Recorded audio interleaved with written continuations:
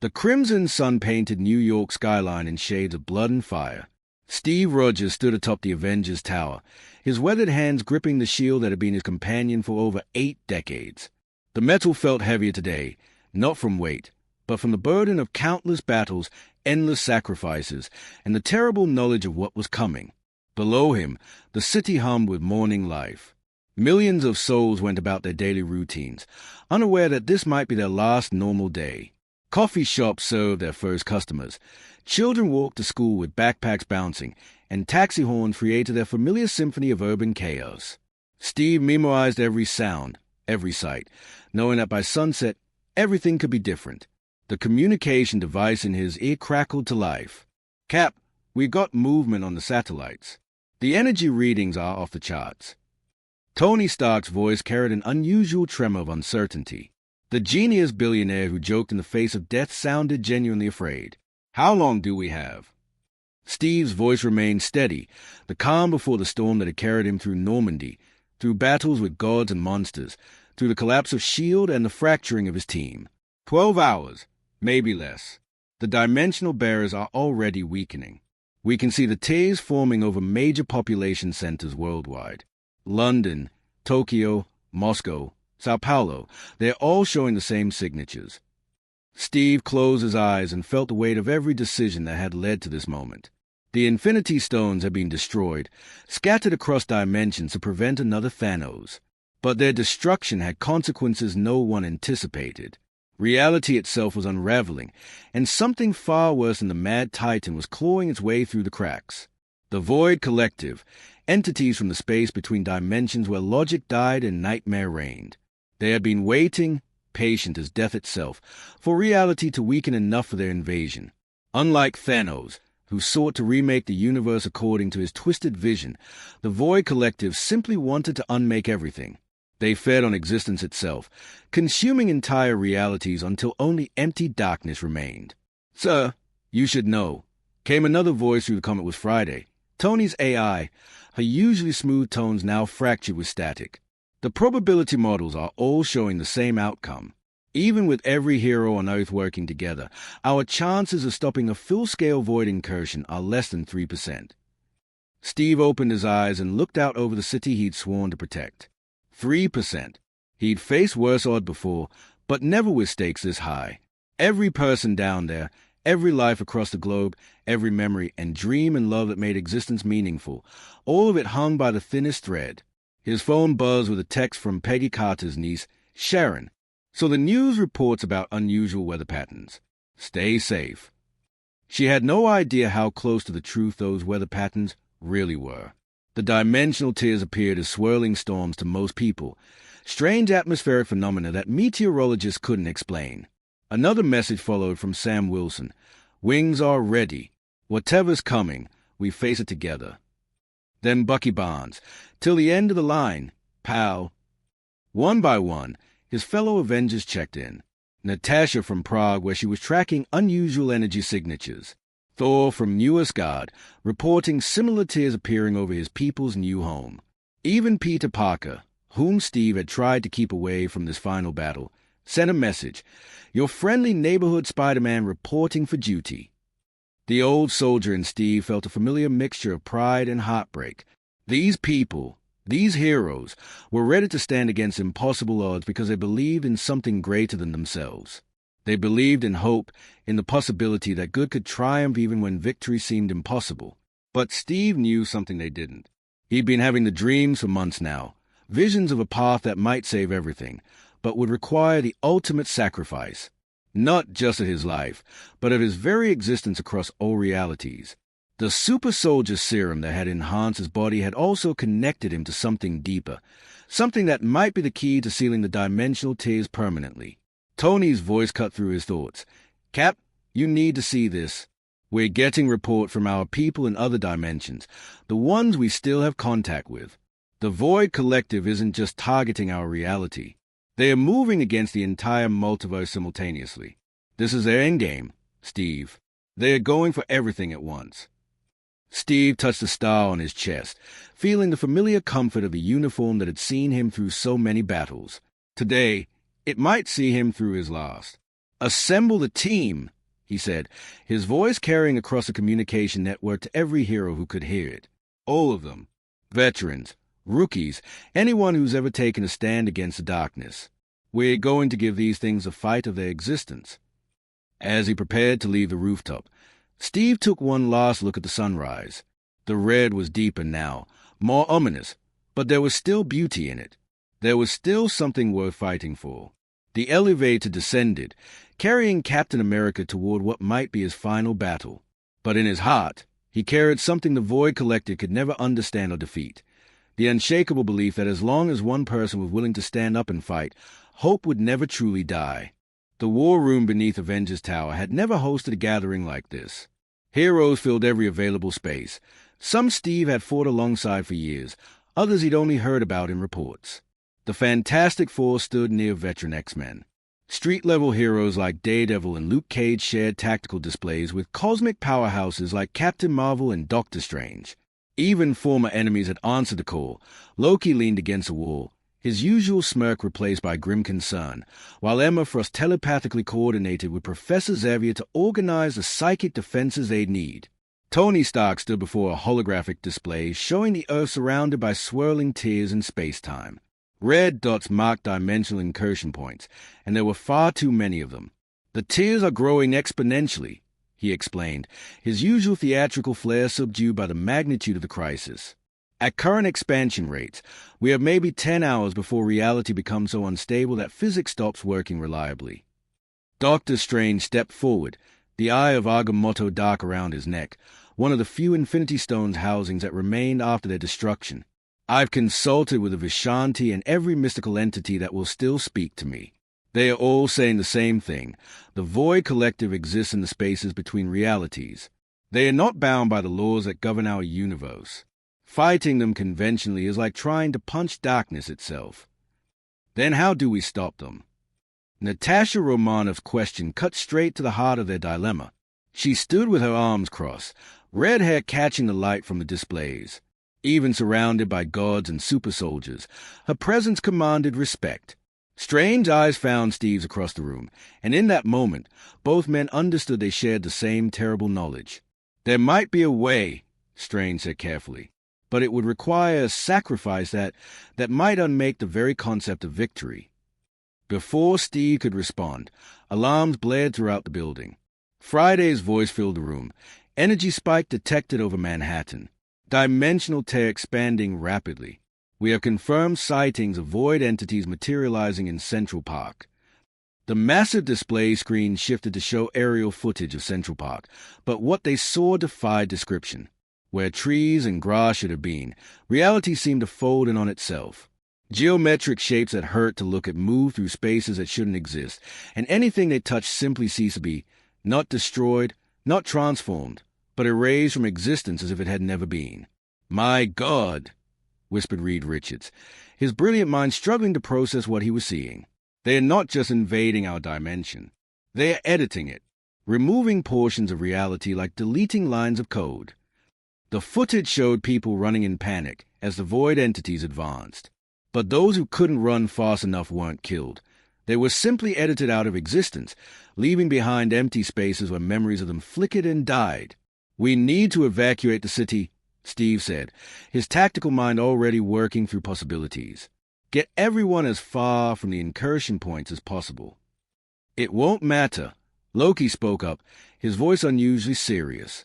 "I've encountered entities like these before, in the spaces between the 9 realms. Distance means nothing to them.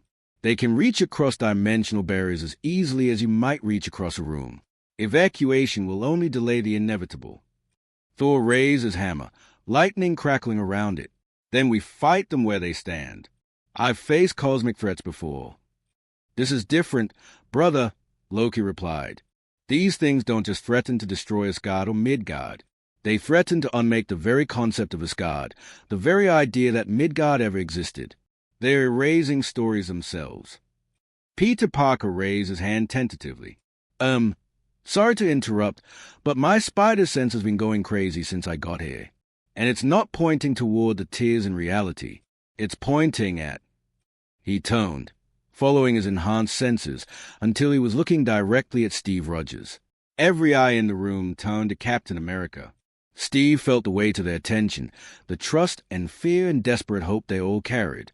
He thought of Sharon's text, of Bucky's loyalty, of all the ordinary people going about their morning routines while reality crumbled around them. "There's something I haven't told you," Steve began, his voice steady despite the magnitude of what he was about to reveal. "The dreams I've been having, they are not just nightmares. They are visions, memories from other versions of myself across the multiverse. I've seen how this plays out in other realities."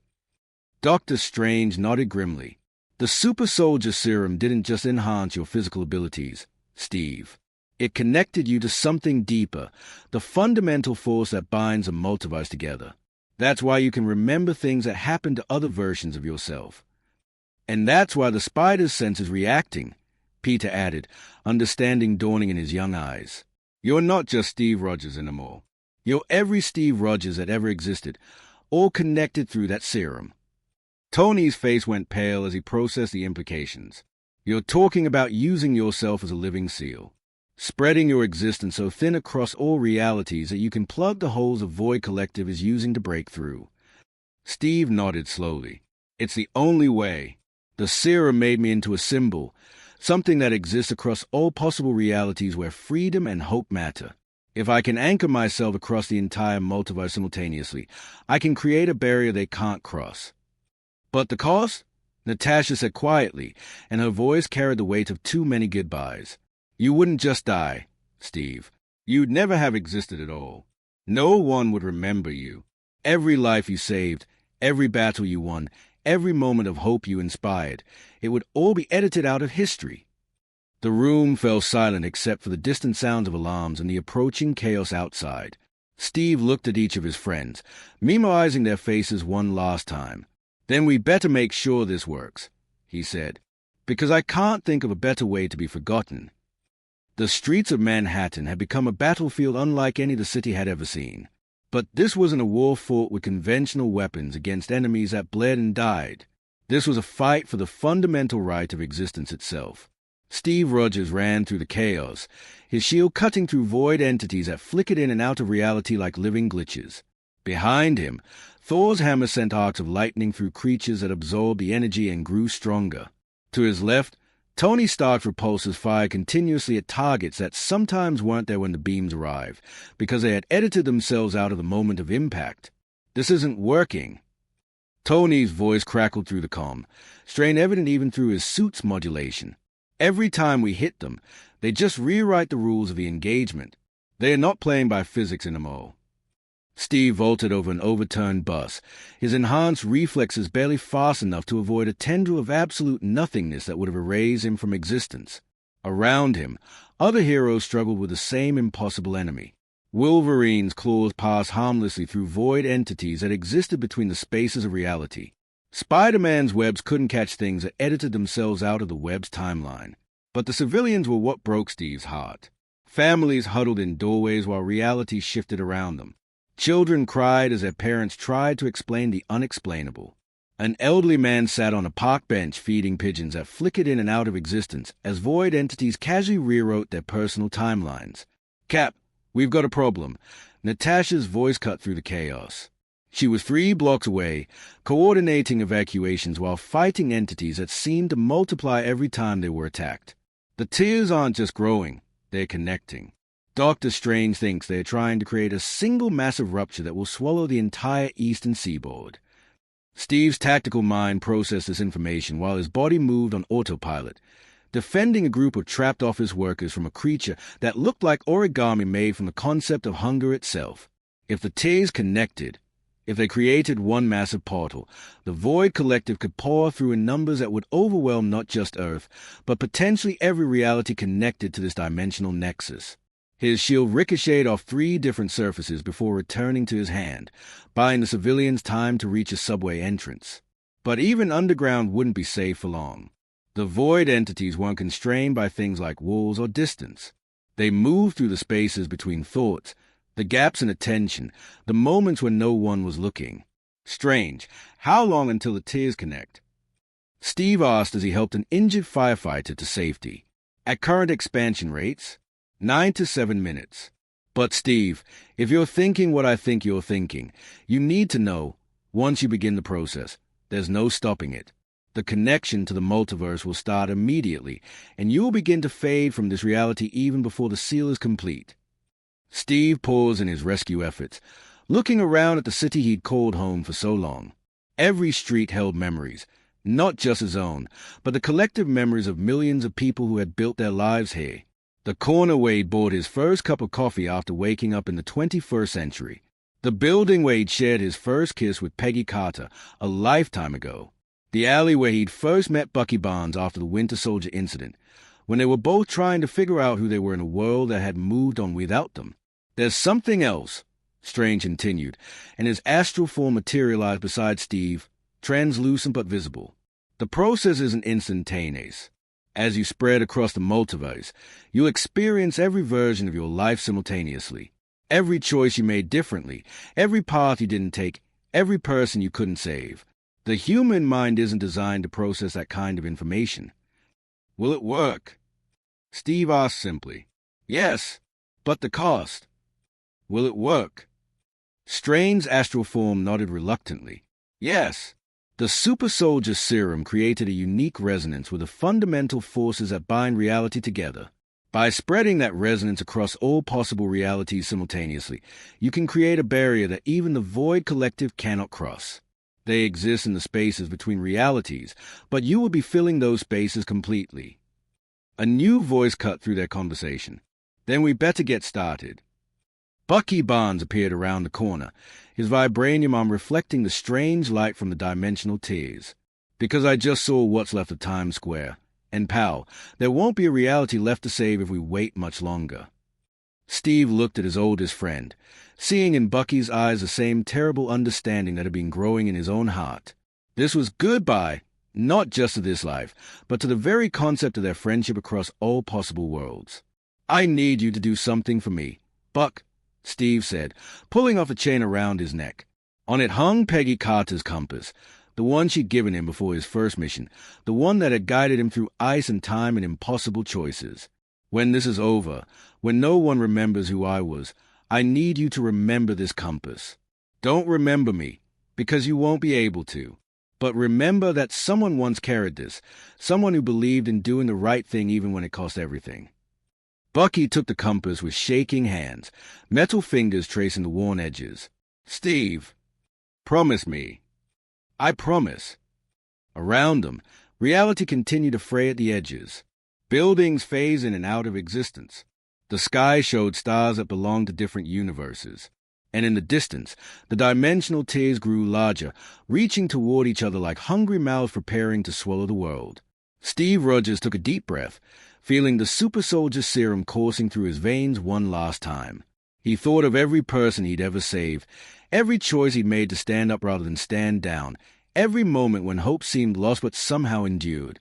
Then he began to run toward the largest dimensional tear, his shield on his arm and the weight of infinite possibilities settling on his shoulders. For freedom, he whispered, though no one but the wind could hear him. For hope. For everyone who will never know what they've been saved from. The seal was about to begin. Time stopped being linear as Steve Rogers crossed the threshold of the dimensional tear. The moment his foot touched the event horizon where reality bled into unreality, his consciousness exploded across the multiverse like light through a shattered prism. Suddenly, he wasn't just Steve Rogers from 0616. He was every Steve Rogers that had ever existed, ever could exist, ever might exist in the infinite tapestry of possibility.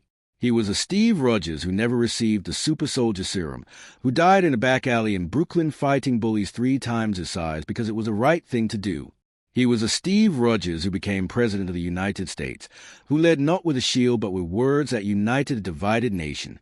He was a Steve Rogers who fell in love with Tony Stark instead of Peggy Carter, who chose genius over memory, future over past.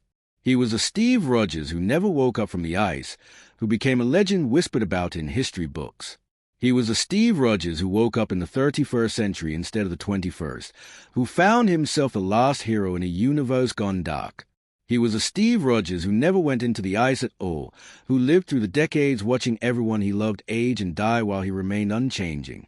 Each reality crashed into his consciousness with the force of a lived lifetime.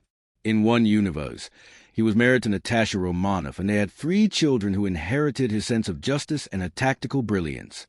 In another, he and Bucky Barnes ruled Hydra after defeating the Red Skull, their friendship corrupted by power but never broken.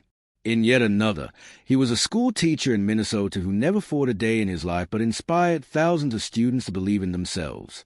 The super soldier serum that had enhanced his body was now revealing its true purpose. It hadn't just made him physically superior, it had made him a constant, a fixed point that existed in some form across every possible reality. And now, as he spread his consciousness across all those realities simultaneously, he was becoming something unprecedented, a multiversal anchor. But the Void Collective had been waiting for this moment. As Steve's awareness expanded across infinite realities, the creatures from beyond existence began their true assault. They attacked not his body or his mind, but his story itself. They tried to edit out the moment when young Steve Rogers first stood up to a bully. They attempted to erase the day Erskine chose him for the Super Soldier program. They worked to delete every act of heroism, every moment of inspiration, every time his example had given someone else the courage to do what was right. The battle was fought in the space between seconds, in the quantum foam where possibilities became realities. Steve Rogers fought not with his shield or his fists, but with the fundamental force of his existence, the unwavering belief that freedom and justice and hope were worth any sacrifice. In one reality, he felt himself being erased from the history of World War II. In another, he watched his friendship with Bucky Barnes flicker and die as the Void Collective edited out their shared childhood. Across 1,000 worlds, he felt the people he'd inspired forget why they'd ever believed in heroes at all. But for every story they erased, Steve's expanding consciousness touched 2 more realities. His existence was becoming quantum. He was simultaneously present in every possible variation of himself, creating a network of fixed points that the Void Collective couldn't entirely delete. The pain was beyond description. Imagine experiencing every possible version of heartbreak simultaneously, every love lost, every friend dead, every failure and regret and moment of despair from infinite lifetimes, all happening at once. Steve felt himself dying in 1,000,000 different ways across 1,000,000 different worlds, but also being born, also growing up, also making the choice to fight even when victory seemed impossible. Through the infinite agony and infinite joy of multiversal existence, he began to understand what Doctor Strange had meant about the cost. He wasn't just sacrificing his life, he was sacrificing his right to be remembered, his right to have existed at all. With every second that passed, he could feel the memories of him fading from the mind of everyone he'd ever known across every reality. Peggy Carter forgot the dance they'd shared in the 1940s, forgot the promise of just one dance that had sustained her through decades of loss. Bucky Barnes forgot the scrawny kid from Brooklyn who'd stood up for him when bullies knocked his books out of his hands. Tony Stark forgot the man who'd taught him that being a hero wasn't about the suit, but about the person inside it. But even as his personal relationships dissolved into forgotten dreams, something else was happening. The spaces between realities, the voids where the collective had nested for eons beyond counting, were filling up with something they'd never encountered before. Pure, undiluted heroism spread so thin across existence that it became part of the fundamental structure of reality itself. Steve Rogers was becoming the story of heroism rather than just a hero. He was becoming the idea that someone, somewhere, would always stand up for what was right. The Void Collective could erase individual heroes, but they couldn't erase the concept of heroism itself, not when that concept had been woven into the very fabric of the multiverse by a man who refused to stop fighting even as he was being edited out of existence. As the battle reached its crescendo, Steve felt his consciousness touch the edges of something vast and incomprehensible. There were other forces at work in the multiverse, powers and entities and concepts that existed beyond even the Void Collective's ability to edit. Hope, love, the unbreakable human spirit that refused to surrender even in the face of absolute darkness. And in that moment of cosmic awareness, Steve Rogers understood his true purpose. He wasn't just sealing the dimensional tiers. He was ensuring that in every reality, in every possible variation of existence, there would always be someone willing to stand up and fight. He was becoming the guarantee that heroism would never truly die. The Void Collective's attack intensified, trying to erase the very concept of choice, the very idea that beings could choose good over evil. But it was too late. Steve's sacrifice had already taken root in the quantum foundation of reality itself. As his individual consciousness finally began to fade, scattered across infinite possibilities, Steve Rogers smiled.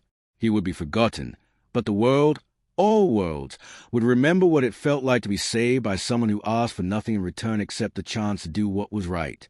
The seal was nearly complete. In the silence that followed the storm, New York City stood whole. The dimensional tiers were gone, sealed as if they had never existed. The void entities had vanished back into the spaces between realities, blocked by barriers that would hold for all eternity. The sky was blue again, unmarked by the scars of interdimensional warfare.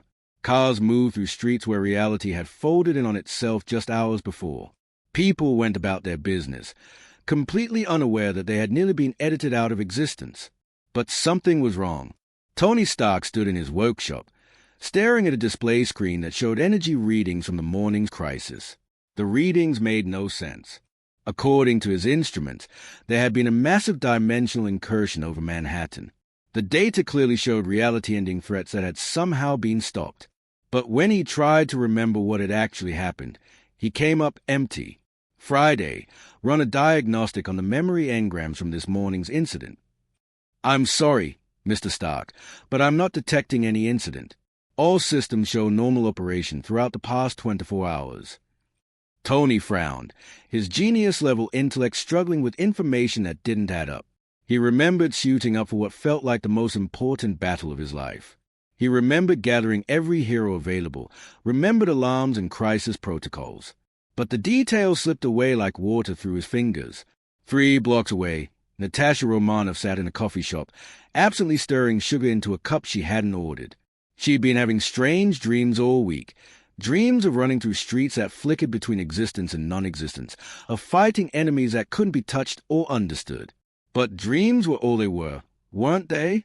Her phone buzzed with a text from Clint Barton, having weird dreams about some kind of crisis. You feeling it too? She started to type a response, then stopped. What was she supposed to say?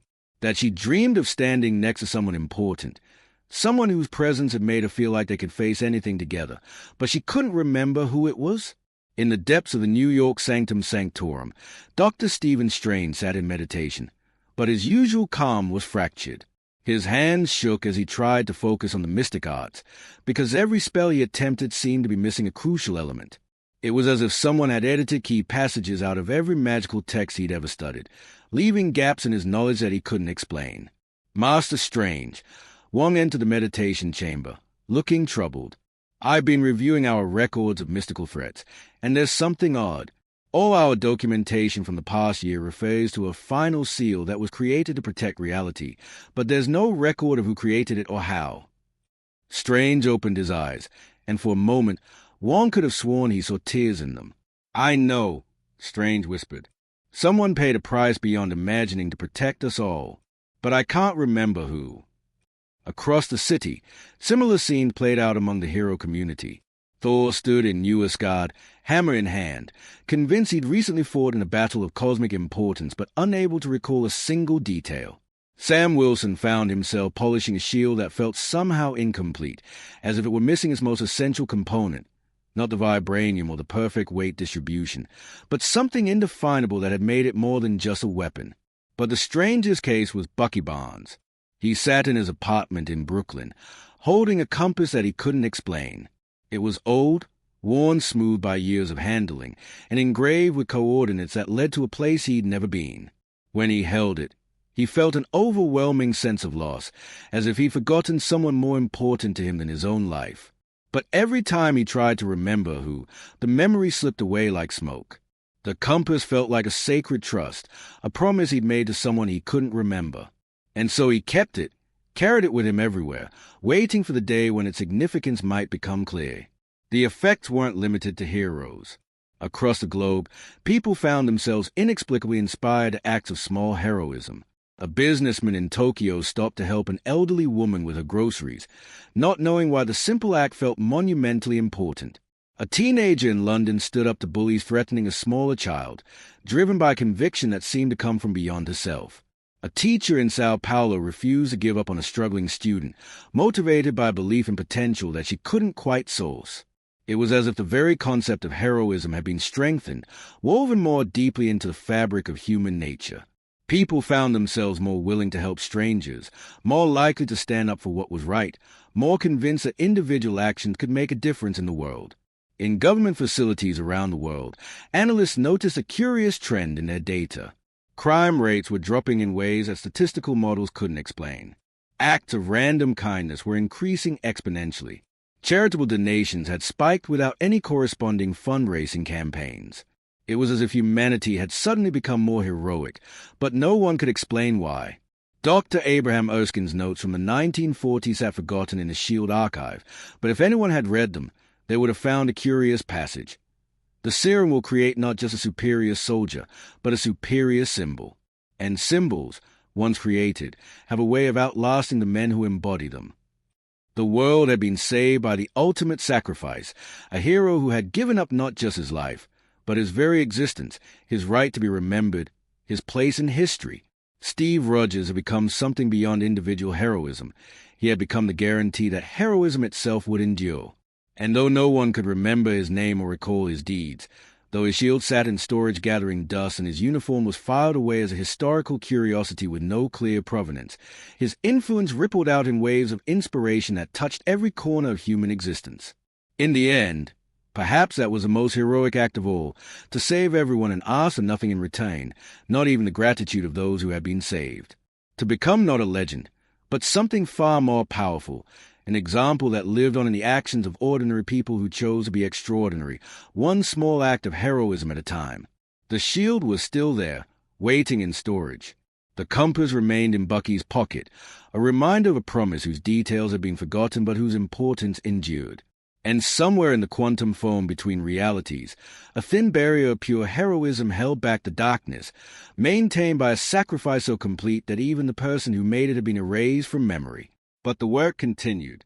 In school playground and corporate boardrooms, in war zones and peaceful suburbs, in moments both grand and small, people chose to do the right thing. They chose to help rather than harm, to build rather than destroy, to stand up rather than stand down. They chose to be heroes, never knowing they were carrying on a tradition established by someone who had given everything to ensure that tradition would never die. The final stand had ended not in victory or defeat, but in something far more lasting. The eternal promise that as long as one person was willing to make the right choice, hope would endure forever. Steve Rogers was gone, forgotten by everyone who had ever known him. But Captain America lived on in every act of courage, every moment of hope, every time someone chose to fight for what was right despite the cost. The hero was lost. The heroism remained. And that made all the difference in the world.